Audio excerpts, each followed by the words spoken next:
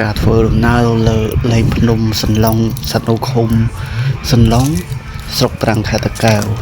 ភ្នំសន្លង់ឬក៏សន្លង់ចាស់ទីតាំងគឺមានទេសភាពស្អាតមែនទែននេះគឺកំដៅឡើងផ្លូវឡើងហើយទីហ្នឹងគឺជាប្រព័ន្ធដំណើរការមកតាមផ្លូវហ្នឹង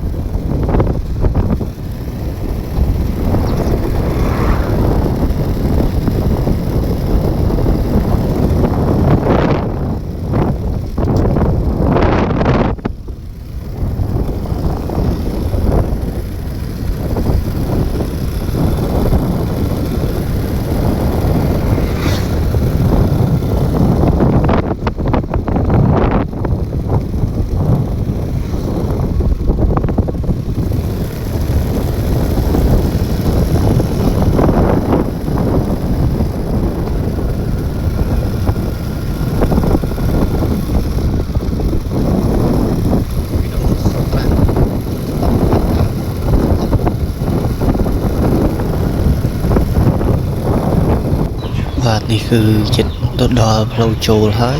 ផ្លូវចូលទៅភ្នំសន្លង់ឬក៏វត្តស្មៃមហារាជហើយសន្លង់ចាស់ស្ថិតនៅឃុំសន្លង់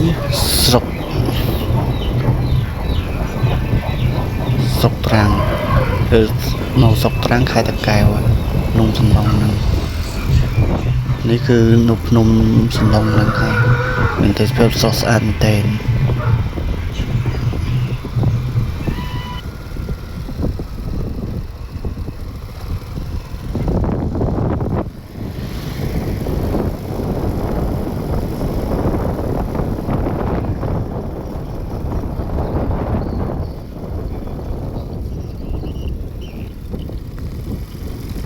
បាទនេះគឺជាមកដល់ហើយវត្តស្មៃមហារាជ